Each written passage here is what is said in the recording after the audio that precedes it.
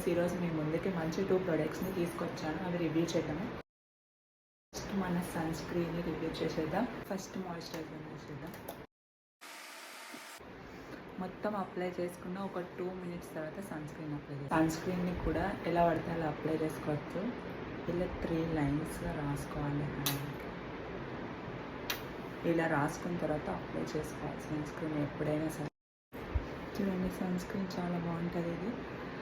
నేను వాడే sun screen వచ్చేసి వాటర్ మిలన్, అండ్ ఇది ఆయిలీ స్కిన్ వాళ్ళకి చాలా అంటే చాలా బాగుంటుంది. ఒకసారి ట్రై చేయాలి. నెక్స్ట్ ప్రోడక్ట్ వచ్చేసి లిప్ గ్లాస్. చూసారా ఎంత బాగుందో ఈ లిప్ గ్లాజమ్.